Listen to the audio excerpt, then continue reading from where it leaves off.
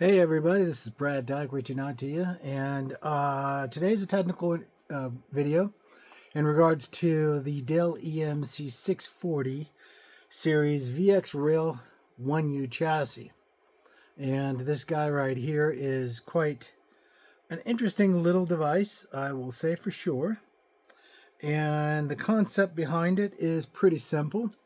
It's using two sets of scalable processor stacks along with a large fairly resource of memory. It is not I/O driven by the input I/O of the chassis, but instead of the communication that it receives in and out on the back end on its 10 gig connection. And then from there, it will also do NVMe capacity if depending on the style of the chassis you have. And we'll go over all of that, plus some no-nonsense understanding about setting up and preparing the hardware before you start to install an operating system. So stand by for just a minute as I reposition the camera. So basically today we have two types of Dell 640 chassis out there. We have what's called the traditional stack Intel-based Dell 640, which will have 6 SSD 2.5-inch drive bays, 8 2.5-inch drive bays in the front, and that deals with SAS, SATA, SSD standard in configuration and is designed more for like a centralized hub model. The other version is in support of the NVMe standing, which basically outperforms that of an SSD PCIe card or an SSD style 2.5-inch drive. So what are we talking about here? So let me show you. So the first thing you need to understand is a NVMe based chassis design will have 10 drive bays, SSD compatible, ready to go, and have the infrastructure for NVMe configurations running on a PCIe bus interface over here. That's for another video. I'll cover that in a little bit. But this chassis is a warranty coverage chassis. In other words, it's never been used. It's been liquidated via by warranty support because it's no longer needed.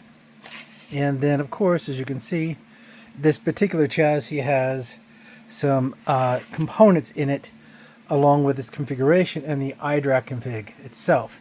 The iDRAC information, of course, is on the pullout along with the serial number information and all of that. But the key thing is there are 10 drive bays here. A standard 640 would only have 8. That way you know that you don't have the advanced chassis. Okay, so the key thing is the one chassis you want here is the NVMe 640 chassis. They go for about $200 and some odd, $260, $280. After shipping and everything, about $340, $320. And of course, it will support the SSD standard disk format, which goes in here, of course. But it also supports NVMe. Now this is SATA, and this is NVMe, or this is M.2, 280. And this is what we want right here. This is high performance speed and capacity. And I have two 512s coming in NVMe for that requirement at this time. And it will be running on the buttress of this chassis. Now this chassis, since it's an OEM warranty chassis, it has a couple of things missing. One of the first things it has missing over here are the bus channels. And so you have bus channels here, and you got Alpha 0 and Bravo 0 here. And if you look closely, you'll see that they're identified. But over here, we have the two interface connections here that are not active. And they would run through a very specialized cable, very much like this blue one you see here, that would run all the way back here to these connections right here. And that would allow them to enable full SSD performance, 10 drives each on the chassis itself, giving a remarkable performance level. But to do that, I'm going to have to order this cable set, which I'm going to do next, and make sure I've got all my subcomponents that I'm going to need required for that as well. Plus, if you look here, I do not have any form of I/O-based setup. It is empty. So I have nothing on the base chassis. I've got nothing here. The only thing I have as a daughter set card is the PERT card and the 10 gigabit NIC. And this particular 10 gigabit NIC is a little out of spec because this one only has 2 GBICs outputs here, no 1 gig additional ports on the side for like management ports and management and so on. So I'll have to use a fiber channel style configuration for the GBICs here for what I want. And I'll probably just do copper 10 gig, which is really easy to do. And if you're curious what that looks like, I can bring it over here and let you see. Copper gig is just that. It's just literally a GBIC right here.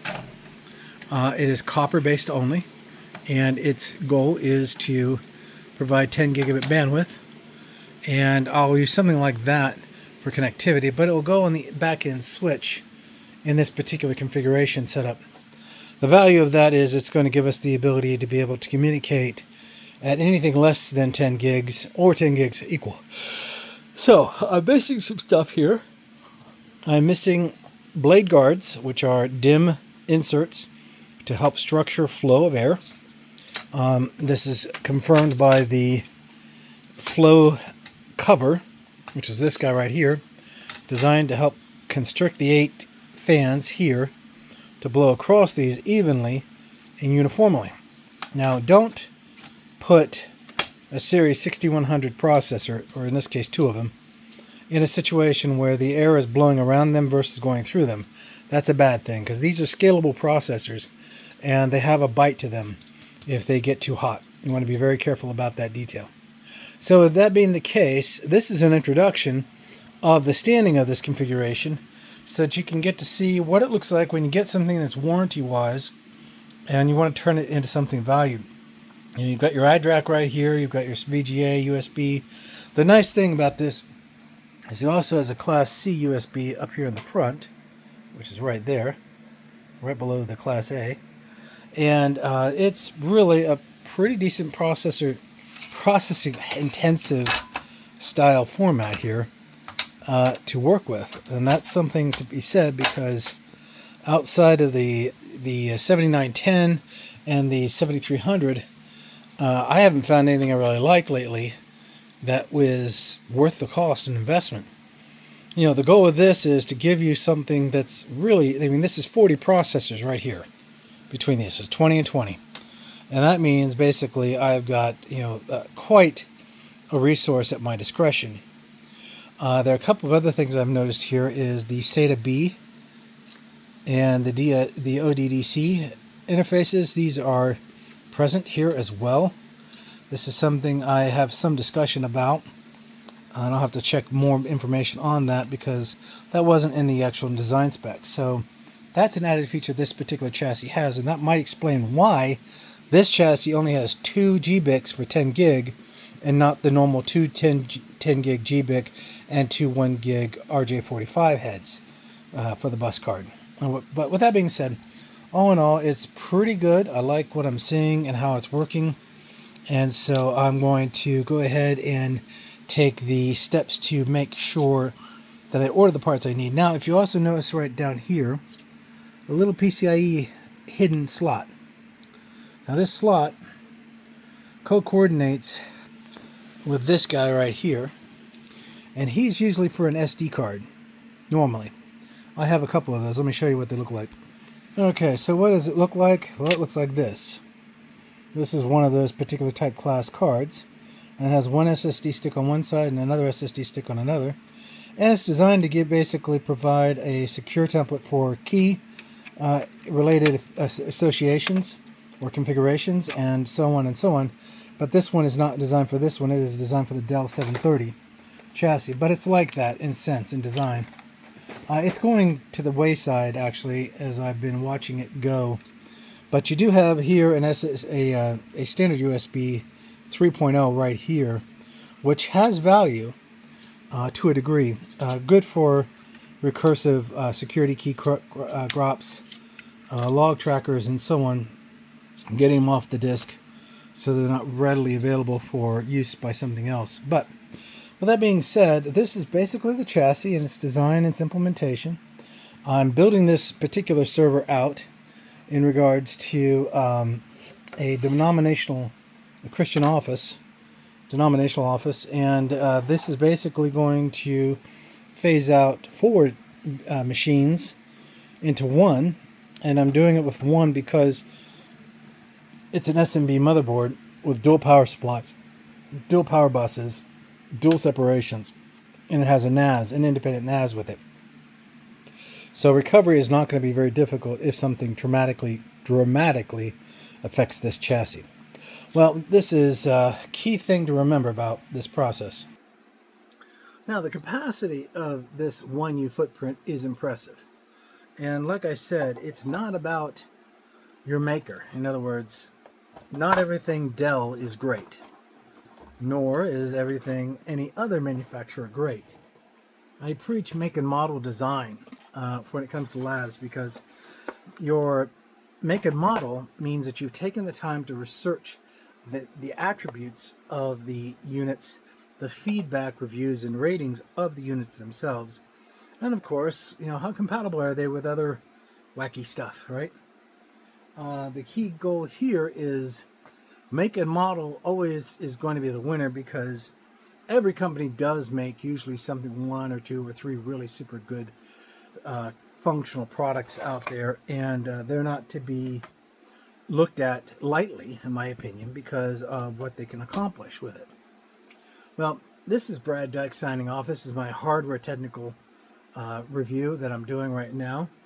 I'm going to be building this chassis into an operational NVMe based Microsoft engine for denominational office, with a virtual engine on the sideline internally to have a isolated DC or domain controller that will be backupable up into the NAS as a way to restore this environment if in any way, shape, or form it failed for any reason.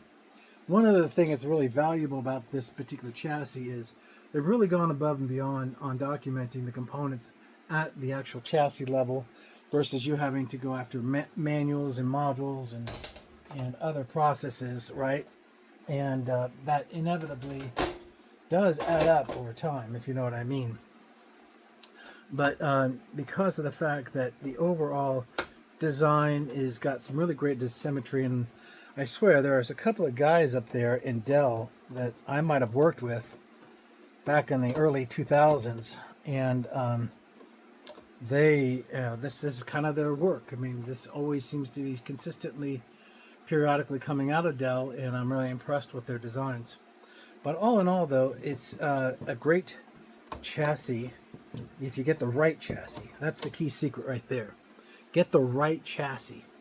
The NVMe chassis, not the standard 640. It's fine. The 640 is great for you and just you and yourself. But if you're doing something in the business level, get the NVMe, because high response, great bandwidth, I/O is really responsive, and it's simple. Always keep it simple, stupid. KISS method, right? Well, this is Brad Dyke letting you guys go. I hope you have a great week. Take care. Bye-bye.